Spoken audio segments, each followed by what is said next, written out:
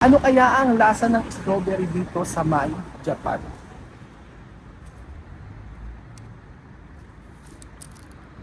Ah,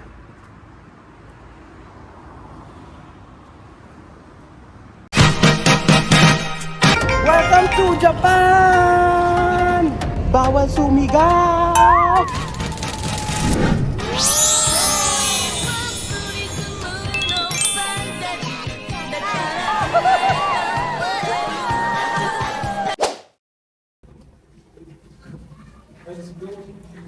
Yan na, saludo kita. Okay. Sinaranduan. Magandang araw po sa inyo lahat mga amigo. Kumusta po ang bawat isa? Natin po tayo sa Itsuwa Elevator. Itsuwa Elevator. At for today's video, kaya kita niyo po ang aking OOTD para po akong isang dwarf. Isa akong dwarf mga amigo at ngayon po ay lilibutin natin ang Japan. Yes po mga amigo. So ano kaya makikita natin dito sa Japan? Sa may kalye, sa kalye ng Japan. Pero gusto ko kumain ng prutas mga amigo. Gusto ko maglibot-libot at tingnan natin kung ano makikita natin dito. At nawa po makakain tayo ng masarap na pagkain. Open the gates. Open the gates. Ayan na. Napakalamig po ng panahon. So, ayan. Napakalamig pa nga amigo.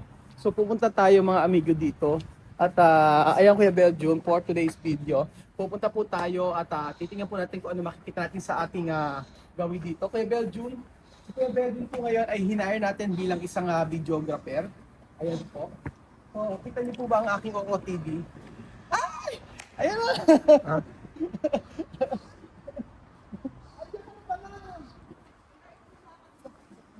Ginandahan mo naman yung damit mo. Bakit parang hirap na hirap ka ng ano? Kabayan, kumusta kabayan ng pagtatrabaho mo? Kailang isang ano rito. Andito po si Kabayan mga amigo. Kumusta naman Kabayan? Ito ang ating Beshi. Oo. Ano yan?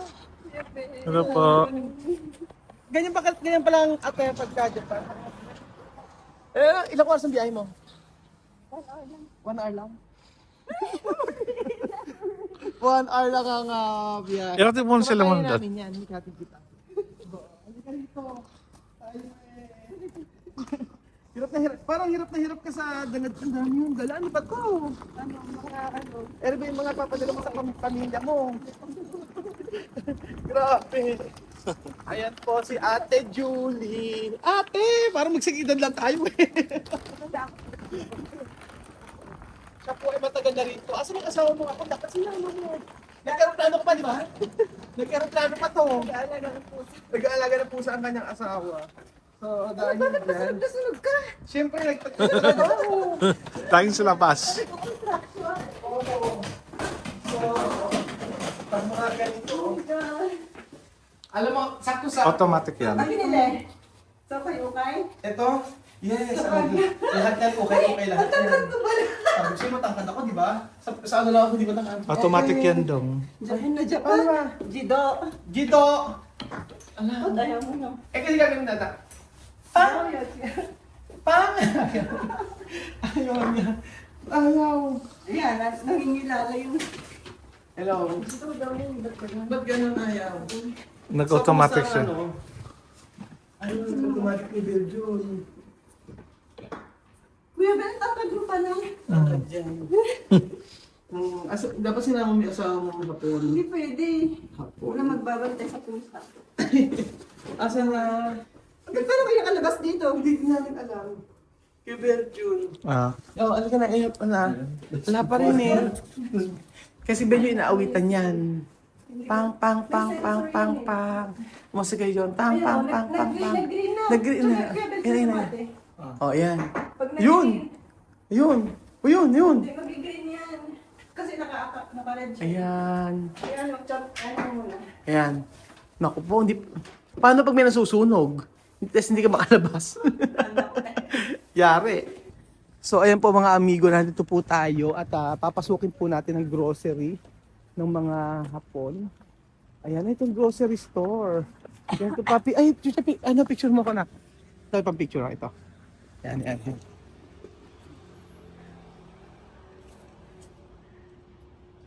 Thank you. Ay, ano to? Ano to? Hindi ko alam kung ano to. Ay, ang ganda. Ano nila? Oh, mga amigo, yung kamatis, oh. Grabe, ang sarap. Oh, mga fresh na fresh. Grabe. Pasukin natin, ano. Ay, ginga. Pairam nga muna ng pera, Pilo. Oo, tapos babayar ko kinakabedyo yung pera ko eh. Ilang lapad? Lapat agad, 98 lang. Oo, ngayon. Ilang lapad? 200. Ito pinakamababa ko. Ano pa baba mo? 5,000? Ah. Okay, may 5,000 akong hiniram kay Pilo. Masarap yung prutas sila? Masarap prutas? Parang asap ng prutas sila, oh. Tsaka yung pipino. Ano kaya makikita sa loob nito? Anong pangalan nito? Ang grocery store nila. Ayan. Grabe. Tingnan natin. Pwede tayong pasok dito. At, sarado. Ano to? Close ata sila. Ay, wala. Sa close. Close pala dito. Grabe, ang mahal ng bawang nila, oh. Dito, ano to? Ano to? Wala. Kamote. Ano to? 298. Magkano yung 298 sa peso? Mga 100 plus. Half daw ata no? Mga 120. 120. O di mga 120 pesos. Oh, grabe. Sarap nito. Oh, yung ganitong kamatis. Pasok tayo sa loob. Balik ka. I-explore natin ang grocery store dito. Ayan. Hanap tayo mga amigo ng bibilin. So, ganito pala ang grocery store dito. First stop namin, grocery store agad. Ay, ang ganda Pilo. No, yung bahay natin malapit na pwede tayo magluto sa umaga. Diba? O may spam din sila mga amigo. O diba? O tapos, ayan. Parang ano na rin pala eh. Parang Pinas din, di ba? Pinas na Pinas, iba lang ano niya. Yan pala mga product dito. So, ano ba ang kakaiba dito, Pilo? Ano, parang magkakamukha yun. Extra virgin olive oil, 2,000 ang mahal. Hanap tayo mga amigo. Ay, meron silang egg din, no? Yung ano, may ano, tsaka may mga noodles sila. Oh, ay, ito masarap na noodles, udon. Kaya ko. Ayan, iba-ibang klaseng noodles, mga amigo, Mickey. So, bili tayo mga kababayan ko. Ganun pala ang ano nila. Pero gusto ko yung prutas nila, mga kababayan ko. Para at least ay yung hotdog nila, oh grabe, oh lalaki. Diba? Iba't ibang salchicha, oh ayan, may mga bacon. And then mga fresh, mga frozen items. Ayan, kompleto naman sila dito, may mga baka-baka. Kasi, same lang din pala, ay, sarap dito, oh. Diba? Sarap mga amigo. So, grabe yung mga pagkain dito sa Japan mga amigo, yung mga tinda-tinda. At syempre, naghahanap ako ng kakaiba rito mga amigo. Hanap tayo, alak talaga marami dito. Sorry. Hanap tayo ng... Ayan, si Beljun. Hanap tayo. Ayan, kay Pilo. Pilo, oh, babalik ko na sa'yo. Nandun si Beljun. Oh, hanap tayo ng ano, yung kakaiba. Rice. Wag muna sa mukas na yon. So parang gusto kong bumili ng prutas. Prutas daw masarap dito eh. Saan? Oo, strawberry daw. Masarap daw strawberry dito, tama ba, Pilo?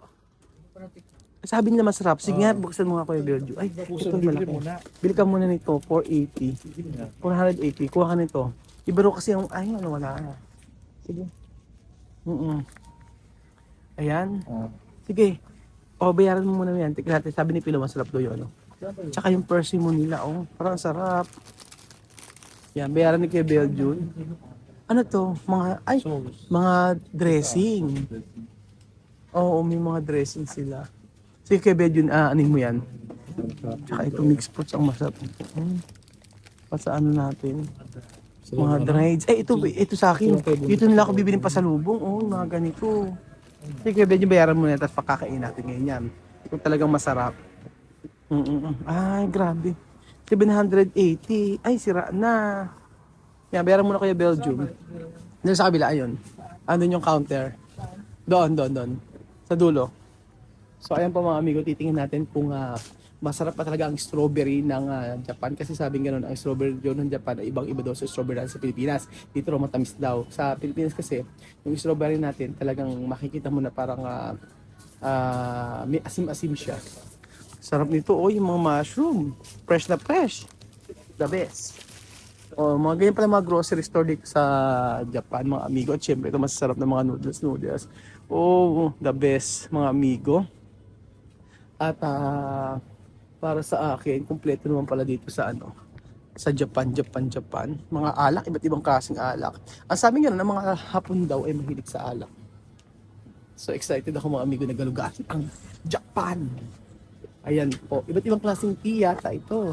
Tama ba ako? Mga green tea ba yan? Ano ba yan? Ayan, okay na? Ay, wala siyang plastic. Kasi hindi ganyan yan. So ayan, may mga saging. Patitikman natin, Kuya Bedjun. Itapat mo sa akin, Kuya Bedjun. Ayan ang makikita natin. Yan, mga orange. And then, tikman natin, kakainin natin ito. Ang strawberry. Yan mo sa akin. Titikman po natin mga amigo kung ano ang lasa talaga ng strawberry dito sa Japan. Yes po mga kababayan po na. Dahil wala pa tayong kain. Hindi natin hugasan. Pasensya na, hindi namin hugasan. Hiyaan na. Sabi madumi daw pag hindi hugasan. Hiyaan na lang. Kaya yan, wala pang hugas. Titikman natin mga amigo. Ay gusto ko sa part na to. Ano kaya ang lasa ng strawberry dito sa Man, Japan?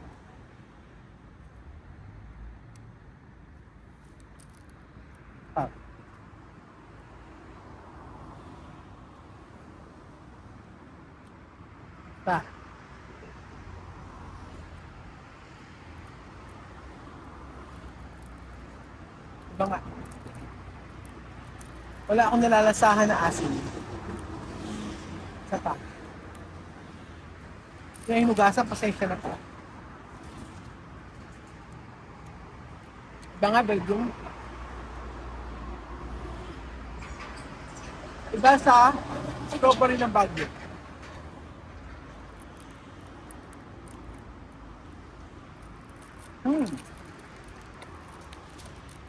Kailangan mo i-try ko yung Belgium. Iba talaga ang lasa niya. Tingnan mo. Ayan. Tingnan mo, iba ang lasa ng strawberry sa Japan, mga amigo. Tahimik dito, no? Yan. Pakita, Dito ka, para natin makita. Sige. Di ba? Iba, no? Walang asim. Sige, kainin mo lang. Di ba? Ibang lasa. Iba? Sarap siya. Sarap, di ba? Ay, yung ibang lasa. Ibang lasa, di ba? Sabi na sa akin, kinuwento na sa kanila Timean yan eh. Oo. Picturean mo ako kay Belgium. Ayan, picturean mo ako. Ito pa picture. Ito. Gagawin mo. Ito. Picture mo. Ayan, para maganda ang Ayan. Diba?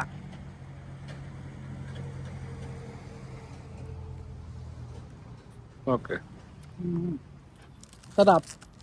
Iba talaga lasa niya. The best, ang strawberry pala ng Japan. Magugustuhan nila ito. Pero curious na ako kung ano to. Ganyan na to, curious ako kung ano to. Kanina pa ako nag-iiko to. Yan yata yung curious ako ano to, hindi ko alam kung ang tawag dyan. Mga amigo. Pero the best, di ba?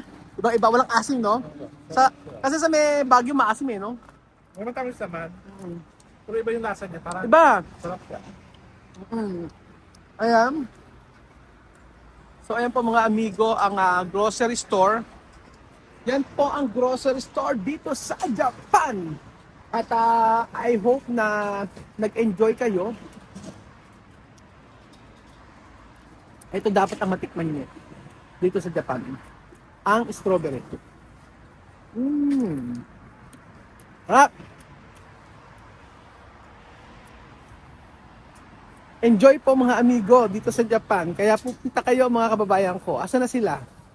Salamat po mga amigo sa panonood ng episode na ito. At ito po ang napakagandang, napakalinis na grocery ng Japan. Grocery store ng Japan. Tcharam! Napakalinis. 24 hours yata ito. with CCTV camera at talaga namang napakaganda. Ayan po mga amigo.